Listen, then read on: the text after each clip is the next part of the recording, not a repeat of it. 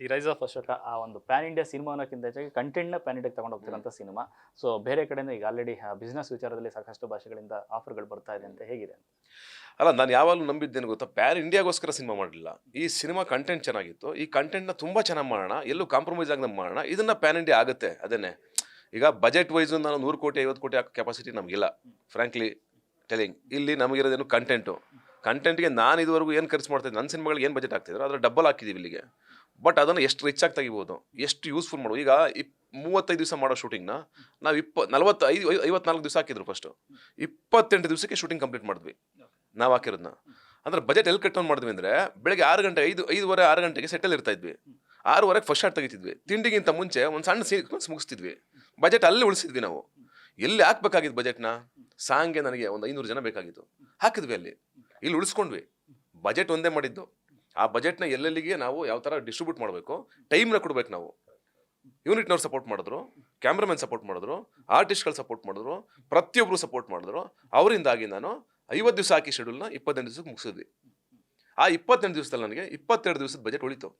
ಆ ಬಜೆಟಲ್ಲಿ ನಾನು ಯಾವ್ದು ರಿಚ್ನೆಸ್ ಬೇಕಾಗಿತ್ತಲ್ಲ, ಎಲ್ಲೆಲ್ಲಿ ರಿಚ್ ಆಗಬೇಕಾಗಿತ್ತು ಸಿನಿಮಾ. ಅಂದರೆ ರಿಚ್ ಅಂದರೆ ನಾನು ಹೇಳ್ತಿರೋದು, ಈಗ ತುಂಬ ಜೂನಿಯರ್ಸ್ ಬೇಕು, ತುಂಬ ಡ್ಯಾನ್ಸರ್ಸ್ ಬೇಕು. ಇದಕ್ಕೆ ಆ ದುಡ್ಡನ್ನ ಬಳಕೆ ಮಾಡಿ ಕರೆಕ್ಟ್ ಹಾದಿನಲ್ಲಿ ಸಿನಿಮಾನ ಮುಗಿಸಿದ್ದೀವಿ. ಈಗ ನಿಮ್ಗೆ ನೋಡಿದಾಗ ನಾನು ಹೇಳೋದು, ಕಾಂತಾರ ಸಿನಿಮಾ ಫಾರ್ ಎಕ್ಸಾಂಪಲ್ ತೊಗೊಂಡ್ರೆ, ಅವ್ರು ಪ್ಯಾನ್ ಇಂಡಿಯಾ ಸಿನಿಮಾ ಅಂತೇನು ಮಾಡಲಿಲ್ಲ. ಅವ್ರು ಒಳ್ಳೆ ಸಿನಿಮಾ ಮಾಡಬೇಕು ಅಂತ ಮಾಡಿದ್ದು, ಅದು ಪ್ಯಾನ್ ಇಂಡಿಯಾ ಆಯಿತು. ನನಗೆ ಅದೇ ಬೆಸ್ಟ್ ಎಕ್ಸಾಂಪಲ್ ಅಂತ ಅನಿಸುತ್ತೆ. ಇನ್ನು ಕೊನೆಯದಾಗಿ ಮೊನ್ನೆ ಅಷ್ಟೇ ಸಪ್ತಮಿ ಅವರ ಬರ್ತಡೆಗೆ ಒಂದು ಗ್ಲಿಮ್ಸನ್ನು ಬಿಟ್ಟರೆ ತುಂಬ ಚೆನ್ನಾಗಿದೆ. ಈ ಅಶೋಕ ಮತ್ತು ಅಂಬಿಕಾ ಜೋಡಿ ಬಗ್ಗೆ, ಅವರ ಕೆಮಿಸ್ಟ್ರಿ ಕಾಂಬಿನೇಷನ್ ಬಗ್ಗೆ ಹೇಳೋದಾದ್ರೆ? ನನ್ನವರ ಕೆಮಿಸ್ಟ್ರಿ ನಿಮಗೆ ಯಾಕೋ ಅಂತ ಒಂದು ಸಾಂಗ್ ಇದೆ, ಅದನ್ನು ಬಿಟ್ಟಾಗಲೇ ಗೊತ್ತಾಗ್ಬಿಡುತ್ತೆ. ಅಂದ್ರೆ ನನ್ನ ಪ್ರಕಾರ ಅದು ನಮ್ಮ ಬೆಸ್ಟ್ ಸಾಂಗ್ ಅದು. ಆ್ಯಂಡ್ ಇನ್ನೊಂದು ಸಾಂಗ್ ಇದೆ ಮಾದೇವ, ಅದರಲ್ಲೂ ಅವರಿದ್ದಾರೆ. ಅದನ್ನು ಕೈಲಾಶ್ ಖೇರ್ ಆಡಿದ್ದಾರೆ. ಆ್ಯಂಡ್ ನೀವು ಅದನ್ನು ನೋಡ್ತಿದ್ದಂಗೆ ನಿಮ್ಗೆ ಗೊತ್ತಾಗುತ್ತೆ, ಕೆಮಿಸ್ಟ್ರಿ ಆಗಲಿ, ನಮ್ಮಿಬ್ಬರ ಏನೋ ಪಾತ್ರ ಪೋಷಣೆ ಆಗಲಿ ಯಾವ ಥರ ಇದೆ, ಆ್ಯಂಡ್ ಜನ ಹೆಂಗೆ ಇಷ್ಟಪಡ್ತಾರೆ ಅಂತ. ಬಹುಶಃ ಏನಂತಾರೆ, ತುಂಬ ಇಷ್ಟಪಡುವಂಥ ಜೋಡಿ ಆಗುತ್ತೆ. ಅಂದರೆ ಸಪ್ತಮಿ ಮತ್ತು ಸತೀಶ್ ಅವರ ಪಾತ್ರಗಳೇನಿದೆ, ಅಂಬಿಕಾ ಮತ್ತು ಅಶೋಕನ ಪಾತ್ರಗಳೇನಿದೆಯಲ್ಲ, ಅದು ತುಂಬ ಇಷ್ಟಪಡುವಂಥ ಜೋಡಿ ಆಗುತ್ತೆ. ಐ ಹೋಪ್, ಕಾಯ್ತಾ ಇದ್ದೀನಿ ನಾನು. ಆ್ಯಂಡ್ ಅವ್ರ ಬಗ್ಗೆ ಹೇಳಬೇಕು ಅಂತಂದರೆ, ಇನ್ನೊಂದು ಮಾತು, ತುಂಬ ಚೆನ್ನಾಗಿ ಆ್ಯಕ್ಟ್ ಮಾಡಿದ್ದಾರೆ, ಸಖತ್ತಾಗಿ ಆ್ಯಕ್ಟ್ ಮಾಡಿದ್ದಾರೆ. ನೀವು ಬಿಲೀವ್ ಮಾಡೋಕ್ಕಾಗಲ್ಲ. ಕಣ್ಣಲ್ಲಿ ನೀರು ಹಾಕಿಸ್ತಾರೆ, ಎಳಿಸ್ತಾರೆ, ನಗಿಸ್ತಾರೆ, ಖುಷಿ ಕೊಡ್ತಾರೆ. ಆ ಥರದ ಪಾತ್ರನ ತುಂಬ ಬೋಲ್ಡಾಗಿ ಸಖತ್ ಡೆಡಿಕೇಟೆಡ್ ಆಗಿ ಮಾಡಿದ್ದಾರೆ. ಅವ್ರಿಗೆ ನಿಜವಾಗ್ಲೂ ನಾನು ಸ್ಪೆಷಲ್ ಥ್ಯಾಂಕ್ಸ್ ಹೇಳಬೇಕು ಸಪೋರ್ಟ್ ಮಾಡಿದ್ದಕ್ಕೆ. ಯಾಕೆಂದರೆ 6 ಗಂಟೆಗೆ ಶೂಟಿಂಗ್ ಬರಬೇಕು ಅಂದರೆ 6 ಗಂಟೆಗೆ ವಿತ್ ಮೇಕಪ್ ರೆಡಿ ಇರೋರು. 6 ಗಂಟೆಗೆ ವಿತ್ ಮೇಕಪ್ ರೆಡಿ ಇರಬೇಕು ಅಂದರೆ ಅವ್ರು 4 ಗಂಟೆಗೆ ಎದ್ದೇಳಬೇಕು. ಓಕೆ, ಅವ್ರು ಸ್ನಾನ ಮಾಡಿ ಬಂದು ಅವ್ರು ಮೇಕಪ್ ಮಾಡಿಕೊಂಡು ರೆಡಿಯಾಗಿ ಕೂತ್ಕೊಳ್ಳೋಕ್ಕೆ 4 ಗಂಟೆಗೆ ಎದ್ದೇಳಬೇಕು. ಯಾವತ್ತೂ ಒಂದು ದಿವಸನೂ ಶಾರ್ಟಿಂಗ್ ಲೇಟಾಗಿ ಬಂದಿಲ್ಲ. 6 ಗಂಟೆಗೆ ಬಂದು ನಮ್ಮ ಪರಿಸ್ಥಿತಿನ ಅರ್ಥ ಮಾಡಿಕೊಂಡು ನಮ್ಮ ಜೊತೆ ನಿಲ್ಲಲೇಬೇಕು ಅಂತ ಜೊತೆ ನಿಂತ್ಕೊಂಡು ಕಂಪ್ಲೀಟ್ ಮಾಡಿಕೊಟ್ರು ಸಿನಿಮಾನ.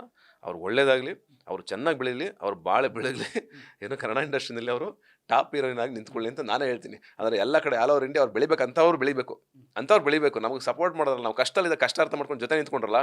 ಯಾರ್ಯಾರೋ ನಿಲ್ಲಲ್ಲ, ಪಕ್ಕದಲ್ಲಿದ್ದವರು ನಿಲ್ಲಲ್ಲ. ಕೆಲವು ಸಲ ಪಕ್ಕದಲ್ಲಿದ್ದವರು ಕೆಲವೊಂದು ಸಲ 10 ವರ್ಷ ಜೊತೆಗೆ ನಿಂತ್ಕೊಳ್ಳಲ್ಲ, ಕಷ್ಟ ಅಂತಂದಾಗ ಓಡಾಡ್ಬಿಡ್ತಾರೆ. ಇನ್ಯಾರೋ ಬಂದು ನಮಗೋಸ್ಕರ ನಿಂತ್ಕೊಳ್ಳೋದೈತೆ ಗೊತ್ತಾ, ಅದೇ ಗ್ರೇಟ್ನೆಸ್ಸು. ಫಾರ್ ಎಕ್ಸಾಂಪಲ್, ಈ ಗುಂಡಣ್ಣ ಅಂತ ಒಬ್ಬರು ಏಜ್ ಆಗಿರೋ ಪರ್ಸನ್ನು, ಅವ್ರ ಗಡ್ಡ ಇಷ್ಟಿತ್ತು ನಾವು ಶೂಟಿಂಗ್ ನಿಲ್ಲಿಸಿದಾಗ. 1 ವರ್ಷ ಆದಮೇಲೆ ಮತ್ತೆ ಬೇಕು ನಮಗವರು, ಬಟ್ ಅದೇ ಕಂಟಿನ್ಯೂಟಿ ಮೇಂಟೈನ್ ಮಾಡಿದರು. ಅವ್ರ ಕಾಂಟ್ರಿಬ್ಯೂಷನ್ ಏನು ಕೊಡೋಕ್ಕಾಗುತ್ತೆ ನಾವು? ಯಶ್ ಶೆಟ್ಟಿ ಫಾರ್ ಎಕ್ಸಾಂಪಲ್, ಸಂಪತ್ ಆಗ್ಬೋದು. ಯಶ್ ಶೆಟ್ಟಿದು ಅಷ್ಟೇ, ಗಡ್ಡ ಇದೆ, ಒಂದಿಷ್ಟುದ ಕೂದಲಿದೆ, ಮಧ್ಯೆ ಕೇಡಿ ಮಾಡ್ತಾ ಇದ್ದ, ಅದಾದ್ಮೇಲೆ ನಮ್ಮದು ಮಾಡ್ದ. ಪಾಪ ಪುನಃ ಕೂದಲು ಬಿಟ್ಟ, ಪುನಃ ರೆಡಿ ಆದ, ಪುನಃ ಬಂದ. ಈ ಥರ ಇವ್ರ ಕಾಂಟ್ರಿಬ್ಯೂಷನ್ಗಳಿದೆಯಲ್ಲ ಎಲ್ಲ ಆರ್ಟಿಸ್ಟ್ಗಳದ್ದು, ಅದನ್ನು ಅಮೇಝಿಂಗ್. ಅದಕ್ಕೆ ನಾವು ಏನೋ ಮಾತಲ್ಲಿ ಹೇಳೋಕ್ಕೆ ಆಗಲ್ಲ. ಇವರೆಲ್ಲರ ಶ್ರಮದಿಂದ, ಇವರೆಲ್ಲರ ಎಫರ್ಟ್ ಇತ್ತು ಗೊತ್ತಾ. ಇಲ್ಲ, ಅಶೋಕ ಆಗಲೇಬೇಕು, ಗೆಲ್ಲಲೇಬೇಕು, ಮಾಡಲೇಬೇಕು ನಾವು ಅಂತ. ಆ ಕನಸನ್ನು ತುಂಬ ಸ್ಟ್ರಾಂಗ್ ಆಗಿ ನಮಗೆ ನಾವು ಹೇಳ್ಕೊಂಡು ಮಾಡು ಆಗುತ್ತೆ ನಡಿ ಅಂತ ಎಲ್ಲರೂ ಒತ್ಕೊಂಡು ಹೋದ್ವಿ.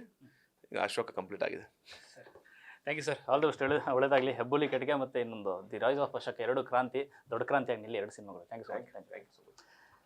ಎಸ್, ಇದಿಷ್ಟು ನೀನಾಸಂ ಸತೀಶ್ ಅವರ ಮಾತು. ಕ್ಯಾಮ್ರಾ ಪರ್ಸನ್ ನವೀನ್ ಜೊತೆ ಲೋಕೇಶ್, ನ್ಯೂಸ್ ಫಸ್ಟ್, ಬೆಂಗಳೂರು.